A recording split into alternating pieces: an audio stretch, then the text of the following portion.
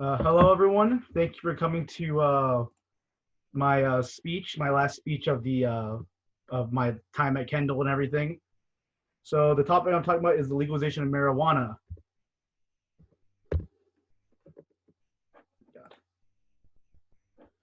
So the substance has been in a very terrible light for many decades, and is a prime target even to today for the war on drugs. And it is still seen as that way. Like I said, still seen as a very prime target. But it has many multiple different uses and helpful side effects.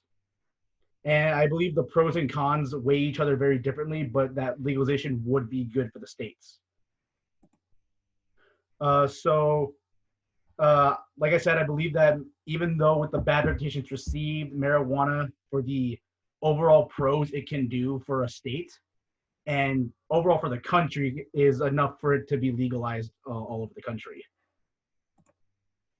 So, a little bit of history. Marijuana has a long history of use, starting back during ancient cultures, which grew marijuana for medical use instead of just the purpose of recreational use. Dating back at least 5,000 years, it ties into many different iconic time periods. It was an ingredient in the holy anointing oil for the Hebrew version of Exodus, glaucoma inflammation treatment in ancient Egypt, and even the Chinese emperor Fu Shi called cannabis a very popular medicine back in 2900 BC, and it was identified for being used for 100 different medical uses uh, back in 100 AD. In 1000 BC, the Indians used a mixture of marijuana, milk, and other ingredients as an anti-inflammatic and anesthetic that is actually still used to this day in India. And they still use it because it has a connection to Shiva. As the story goes, after he ate the leaves of the plant following a family argument, which ties into the Vedas referring to cannabis as an herb that was able to help release people from their anxiety, and even Roman medical texts listed as a cure for earaches and a sexual desire suppressant in 70 AD. Some more modern history. It was still used as a medical ingredient during the 1600s and 1700s. In the 17th century, it was used mostly to make clothing and rope. And in 1619, people actually were required to grow hemp if they were starting their own farm, and it was even used somewhat as legal tender. George Washington was interested in farming the crop for himself, but did question its medical uses in his journals. But in 1840 and 1850, marijuana was considered a mainstream medicine and a top ingredient over-the-counter products, and was thus introduced into the pharmacopoeia, which is a medical journal that holds a lot of old medical recipes that were used for different issues that people had suffered back then. Uh, it helped people who were suffering from opioid withdrawal, pain, helped stimulate appetite, and it helped people relieve nausea and vomiting. And in 1900s to 1930s, the substance hit a lot of difficulties.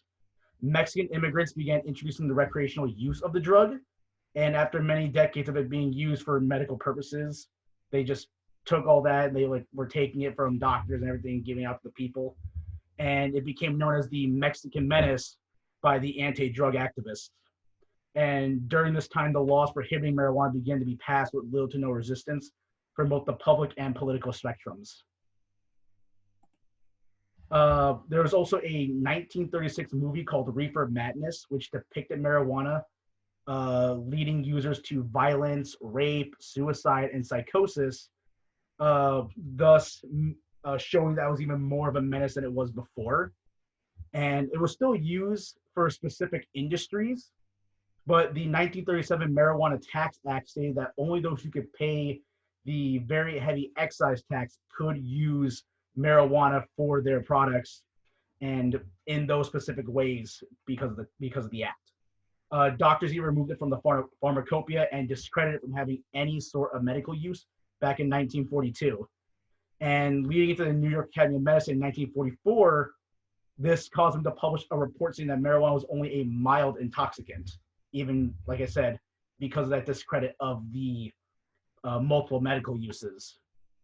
And it was only in 1952 that the Boggs Act was created that did the mandatory punishment of marijuana use and other drugs come into play. And from 1965 to 1970, arrests involving marijuana use and distribution increased tenfold, along with the creation of the Controlled Substance Act, thus increasing the punishment that would come from arrests involving marijuana.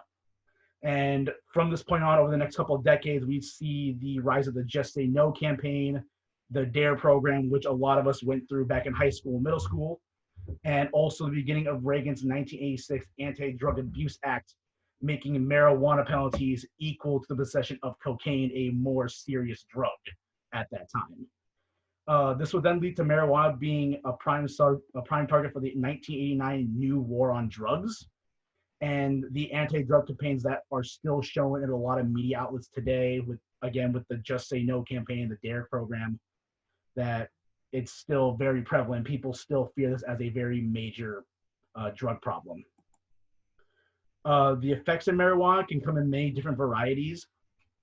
There's mind-altering effects such as, the mind-altering effects can affect from person to person, but the most common were euphoria, relaxation, alter perception of time, increased appetite, and heightened sensory perception.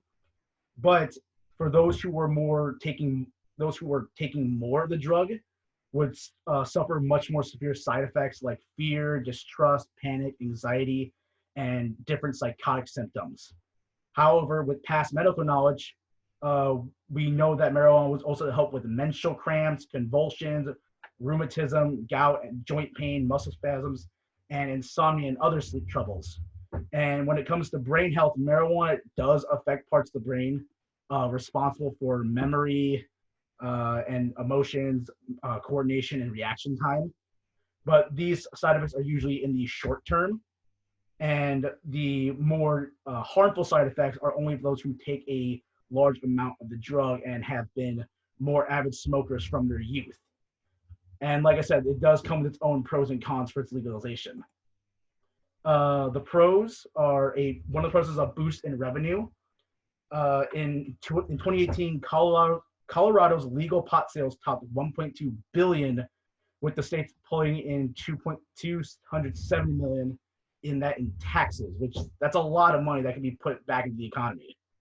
The next reason is the loss of revenue for organized crime, as legalizing marijuana would cut a large revenue stream for illegal drug dealers, leading to a decrease in violence involving the trade, and thus taking a lot of weight off of law enforcement, who can now put that time into stopping more major drug trades or more serious offensive use of other drugs like cocaine and LSD. It can also lead to a lot of advances in the medical field, as it can be used for treating a multitude of different conditions, including Crohn's disease, epilepsy, multiple sclerosis, and post-traumatic stress disorder, or PTSD. And California's even implemented measures to have marijuana benefits those who are undergoing chemotherapy, which is a very stressful and very long procedure to go through. And the many benefits that are offered by marijuana, both recreationally, lawfully, and medically, are incredibly helpful to society and could, again, lead to new breakthroughs in medicine. But again, with the pros do come the cons.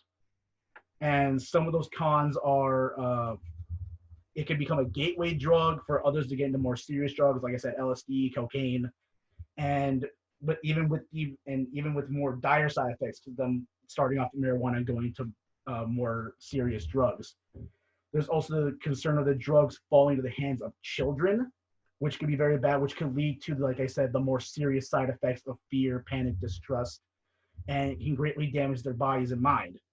And there's also the chance of addiction to marijuana, though it is less so to say cocaine or heroin, but long-term use can lead to addiction. Overall, despite its terrible reputation over the decades, the amazing effects for health and recreational use, it can be a great benefit to the economy in numerous states that actually need the economy to do better. And it can be regulated by local governments and judicial systems, law enforcement officials, and addiction treatment specialists to help create communities that can still use marijuana in a helpful and legal way, but also so that it doesn't spread out and harm others that don't want to do it but don't mind it being there, and can help people who are already addicted to the drug become clean, and they won't have to deal with the addiction anymore. Thank you.